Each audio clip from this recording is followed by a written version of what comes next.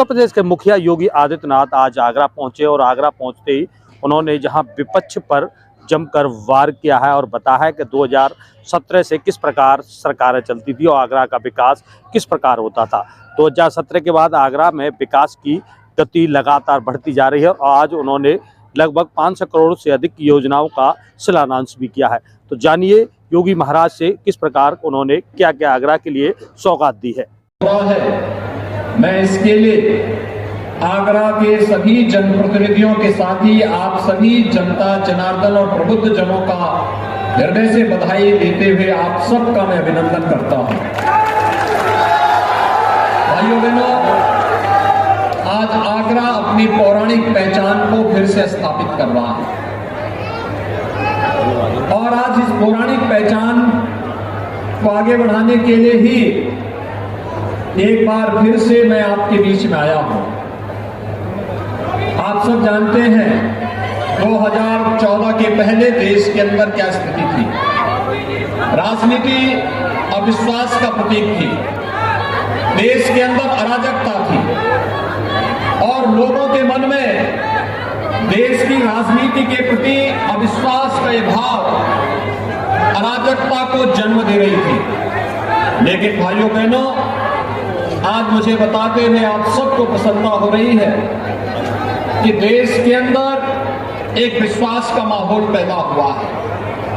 भारत एक बार फिर से दुनिया के अंदर जिस रूप में आगे बढ़ रहा है, देश की आजादी का अमृत महोत्सव उसका उदाहरण है। जब पूरा देश आजादी का अमृत महोत्सव मना रहा है तो आपने देखा होगा वैश्विक मंच पर भारत किस धमाकेदार तरीके से भारत का उदय हुआ है, यह आज किसी से छुपा हुआ नहीं। आजादी के अमृत महोत्सव के वर्ष पर इससे बड़ा सौभाग्य और क्या हो सकता है कि जो ब्रिटेन 200 वर्षों तक भारत पे शासन किया था, आज उस ब्रिटेन को पछाड़ करके भारत दुनिया की 5वीं बड़ी अर्थव्यवस्था बना है। दुनिया के 20वें बड़े देश जिनका दुनिया के 80% संसाधनों पर अधिकार है, उन 20 बड़े देशों का अगले एक वर्ष तक नेतृत्व प्रधानमंत्री मोदी जी के नेतृत्व में भारत करेगा। आजादी के अमृत महोत्सव वर्ष में इससे बड़ी सौगात भारत को दूसरी नहीं मिल सकती थी और इसलिए भाइयों बहनों, हर भारतवासी को भारत की इस उपलब्धि पर गौरव की अनुभूति करनी चाहिए और ऐसे ही आगरा के साथ भी जुड़ा हुआ है। भाइयों बहनों, आगरा 2017 के पहले सबसे गंदे शहरों में से गिना जाता था और प्रदूषण इस कदर था कि सुप्रीम कोर्ट को सभी उद्योग बंद करने पड़े थे, कोई नया निर्माण नहीं होने दिया था, अव्यवस्था और अराजकता को जन्म नहीं देने दिया गया था। किसी भी प्रकार की अव्यवस्था और अराजकता को बढ़ावा देने के लिए उस समय सुप्रीम कोर्ट को तत्कालीन सरकार को बैन कर तमाम प्रकार की कानूनी पाबंदी लगानी पड़ी थी। लेकिन भाइयों बहनों, आज मुझे बताते हुए प्रसन्नता हो रही है कि पिछले 5 वर्षों के अंदर आपने उत्तर प्रदेश के अंदर बदलती हुई इस तस्वीर को देखा है। आगरा आज स्मार्ट सिटी के रूप में नित नए प्रतिमान को स्थापित कर रहा है। आगरा में पब्लिक ट्रांसपोर्ट के अत्याधुनिक सुविधा, मेट्रो का काम युद्ध स्तर पर चल रहा है और अगले एक वर्ष के अंदर हम आगरा वासियों को मेट्रो की सुविधा देने जा रहे हैं। आगरा की वासियों को मिलने वाली मेट्रो की सुविधा आगरा को एक नई पहचान के रूप में आगे बढ़ाएगा। भाइयों बहनों, आगरा के अंदर ही आप देखते थे इससे पहले कोई कार्य होता था तो कार्य करने के पीछे की मंशा किस कदर होती थी। यहाँ पर म्यूजियम के कार्य के नाम पर जो तमाशा बनाया गया था, आज भी मानसिकता बदली नहीं, मुगल म्यूजियम बनाया जा रहा था। हमने कहा भी आगरा को मुगल की नहीं बल्कि आगरा को छत्रपति शिवाजी महाराज की आवश्यकता है और आगरा के इस म्यूजियम को भी हमने छत्रपति शिवाजी महाराज के नाम पर समर्पित किया है। भाइयों बहनों, आगरा किसी पहचान को आगे बढ़ाते हुए जब सुप्रीम कोर्ट ने यहाँ के पॉल्यूशन की समस्या को ध्यान में रखते हुए यहाँ पर टीडी चेक के दायरे में आगरा को लाने की कार्रवाई को आगे बढ़ाया। तो भाइयों बहनों, उन स्थितियों में हम लोगों ने तय किया है कि अब आईटी और इलेक्ट्रॉनिक्स से जुड़े हुए जितने भी उद्योग लगेंगे उसमें आगरा और उसके आसपास के क्षेत्र को हम प्राथमिकता देंगे। यहाँ उद्योग लगेंगे, हजारों नौजवानों को नौकरी और रोजगार मिलेगा और उसके माध्यम से आगरा को एक बार फिर से आगे बढ़ने और यहाँ पर रोजगार के नई सुविधाओं को आगे बढ़ने की कार्रवाई को भी एक नया मंच मिलेगा। भाइयों बहनों, डबल इंजन की सरकार न केवल विकास के लिए बल्कि आम जन की सुविधा के लिए भी पूरी तत्परता के साथ कार्य कर रही है।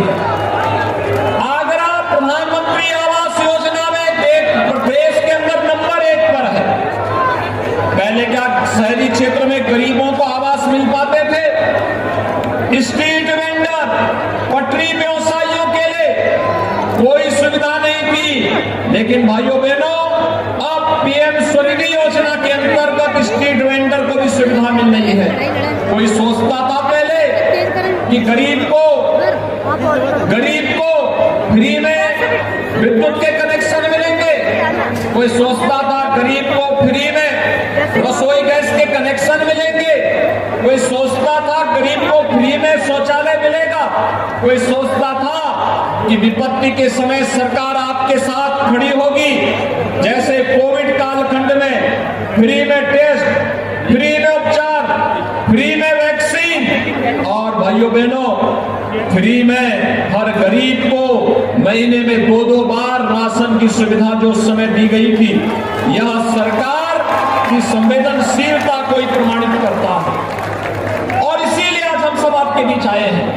आज एयर कनेक्टिविटी यहाँ की हुई है, मैं भी आ रहा था। देश के सभी प्रमुख शहरों के लिए आज आगरा से वायु की सेवा शुरू हो चुकी है। इसको और अच्छा बनाने की दिशा में प्रयास हम कर रहे हैं।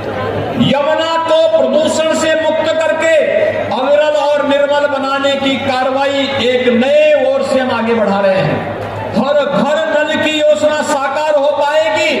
कभी ये कल्पना थी, आज ये साकार होता हुआ दिखाई दे रहा है और इसलिए भाइयों बहनों, ये सब संभव हो पाया है क्योंकि आगरा एक स्वच्छ शहर के रूप में, आगरा एक स्मार्ट सिटी के रूप में, आगरा एक सुरक्षित सिटी के रूप में आज अपना स्थान प्राप्त किया। तो इसलिए क्योंकि मोदी जी का मार्गदर्शन, केंद्र और राज्य सरकार ने मिलकर के योजनाओं को डबल इंजन की स्पीड से आगे बढ़ाया और स्थानीय निकाय की संस्थाएं जब उसमें योगदान देने लगती हैं, सकारात्मक भाव से कार्य करती हैं और प्रबुद्ध जन का सानिध्य इन पूरी योजनाओं को जब प्राप्त होता है, उनका समर्थन प्राप्त होता है, तो भाइयों बहनों उसके परिणाम उसी रूप में सामने देखने को मिलते हैं जैसे आज आगरा के अंदर आपको दिखाई दे रहा होगा। और आगरा के इन्हीं कार्यक्रमों को आगे बढ़ाने के लिए, आप सबका आह्वान करने के लिए लगभग 500 करोड़ रुपए की योजनाओं को लेकर के हम सब आपके बीच में आए हैं। आज के इस अवसर पर मैं आश्वस्त करना चाहता हूं और उस नागरिक को जो पात्रता की श्रेणी में है, अभी उसे आवास नहीं मिला है, आवास सरकार उसको अवश्य उपलब्ध करवाएगी। और उस व्यापारी को और उस नागरिक को जो व्यापार करना चाहता है सुख और शांतिपूर्ण माहौल में, लेकिन उसकी व्यवसाय की सुगमता में कुछ बैरियर थे, उन बैरियर्स को समाप्त करके व्यवसाय की सुगमता के लिए, ईज ऑफ डूइंग बिजनेस को और भी आसान करने के लिए केंद्र और राज्य सरकार मिलकर के आपके साथ कार्य कर रही है। और इसीलिए मैं आपका आह्वान करने के लिए आया हूं। 1 डिस्ट्रिक्ट 1 प्रोडक्ट में आपने मार्बल में और लेदर आइटम में अपना एक स्थान बनाया है। उस प्रक्रिया को तेजी के साथ आगे बढ़ाने के साथ हमें जोड़ना पड़ेगा और उसी का आह्वान करने के लिए आज मैं आपके पास आया हूं, आपसे कहने के लिए कि भाइयों बहनों, हम सब विकास की इस प्रक्रिया के साथ जुड़े। हमने 10 से 12 फरवरी 2023 में उत्तर प्रदेश की राजधानी लखनऊ में ग्लोबल इन्वेस्टर समिट का आयोजन किया है।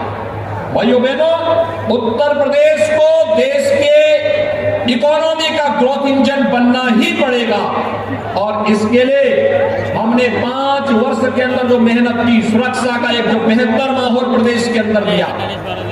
आज आप देख रहे होंगे जो ये माफिया अपराधी पहले सत्ता के शागिर्द बनकर के गरीबों का, व्यापारियों का, उद्यमियों का जीना हराम कर देते थे, आज इन माफिया और अपराधियों का, पेशेवर संगठित अपराधियों का हमारी पुलिस ने जीना हराम कर दिया है। अब ये मारे मारे फिर रहे हैं, बहुत सारी जगह तो अपने गलों में तख्ती लटका करके घूमते हैं और इस बात की गुहार करते हैं कि साहब अब हम ठेला लगा करके सब्जी बेच लेंगे लेकिन अपराध नहीं करेंगे, जान बकस लो। और भाइयों बहनों, मैं यही सुरक्षा की गारंटी देने के लिए आया हूं। ईज ऑफ डूइंग बिजनेस को बेहतर रैंकिंग से के साथ उत्तर प्रदेश ने आगे बढ़ाया है, सुरक्षा का एक बेहतर माहौल दिया है। और मैं आगरा के सभी उद्यमियों से, व्यापारियों से और प्रबुद्ध जगत से ही मैं इस बात को कहने के लिए आया हूं, अधिक से अधिक निवेश को हम आगरा और उसके आसपास के क्षेत्र में करने के लिए लोगों को तैयार करें। सरकार ने अपने पोर्टल के माध्यम से न केवल बिजनेस की सुगमता के लिए बल्कि बिजनेस से, शासन से मिलने वाले इंसेंटिव को भी हम अब ऑनलाइन पोर्टल के माध्यम से उसको करने जा रहे हैं। उसके साथ जो भी जुड़ेगा उसका लाभ उसको प्राप्त होता हुआ दिखाई देगा। हम सब इसका लाभ ले सकेंगे इस विश्वास के साथ। ये जितनी भी योजनाएं आज शासन की चल रही हैं, ईज ऑफ डूइंग बिजनेस के लिए, आम नागरिक के लिए, ईज ऑफ लिविंग के लिए, इन सभी को हम तभी पूरा कर पाएंगे जब सभी संस्थाएं मिलकर के कार्य करेंगी। डबल इंजन की सरकार जिस स्पीड के साथ कार्य कर रही है, स्थानीय निकाय की संस्थाएं जिस मजबूती के साथ जुड़ करके उस अभियान के साथ जुड़ी हुई है, आपने उसका एक उदाहरण मंच में देखा होगा। प्रधानमंत्री आवास योजना से प्राप्त करने वाले लाभार्थी से मैं पूछ रहा था, आपको पूरा पैसा मिला? उसने कहा साहब पैसा पूरा मिला है। मैंने कहा भी पैसा किसी ने मांगा तो नहीं? उसने कहा साहब मांगेगा कैसे, पैसा तो मेरे खाते में जाता है। इसलिए बीच में मीडिएटर जो पहले होते थे सब समाप्त। पीएम स्वनिधि वालों का भी यही था, ठेला खोमचा लगाने वालों को कौन पूछता था? ये तो सुनने को मिलता था कि ठेला लगाने वालों को पुलिस प्रताड़ित कर रही है, नगर निकाय के लोग प्रताड़ित करते हैं। लेकिन भाइयों बहनों, उनके लिए भी कोई स्कीम बन सके, प्रधानमंत्री मोदी जी ने पीएम स्वनिधि दी। डिजिटल पेमेंट के साथ जुड़ेंगे, ब्याज फ्री लोन की सुविधा उनको, और वे व्यवसाय आराम से अपना कर सकते हैं। उनकी पुनर्वास की व्यवस्था भी स्टेट गवर्नमेंट ने इसके साथ करनी प्रारंभ की। भाइयों बहनों, कोई सोचता था कि ये सुविधाएं मिलेंगी गरीबों को? आगरा में एयर कनेक्टिविटी होगी, कोई सोचता था? आगरा में मेट्रो आएगी, आगरा में शुद्ध गंगा जल लोगों को पीने के लिए मिलेगा, और आगरा विकास की नित नई ऊंचाइयों को छूता हुआ आगे बढ़ रहा है। यह विकास की प्रक्रिया और बुलेट स्पीड से बढ़ने वाली विकास की रफ्तार को थमने नहीं देना है, उसमें किसी प्रकार के बैरियर को नहीं आने देना है। इस संकल्प के साथ हम सब मिलकर के कार्य करेंगे। मैं आप सबको हृदय से धन्यवाद देता हूं। विगत विधानसभा के चुनाव में आपने आगरा में बम्पर वोटिंग बीजेपी के पक्ष में की और भारतीय जनता पार्टी को चुनाव जिता करके भेजा, और मैं आपको धन्यवाद देता हूं। 1 बजे से आप यहां बैठे हुए हैं। मुझे आज थोड़ा मैनपुरी जाना था, मैनपुरी से मैं आने में मुझे लेट हुई, लेकिन अब सबके बावजूद जिस धैर्य के साथ आप बैठे रहे, उसके लिए भी मैं आप सबका हृदय से अभिनंदन करते हुए इन सभी 500 करोड़ रुपए की परियोजनाओं के लिए आप पूरे आगरा वासियों को हृदय से बधाई और आप सबके प्रति अपनी शुभकामना देते हुए अपनी वाणी को यहीं पे विराम देता हूं। धन्यवाद। जय हिंद।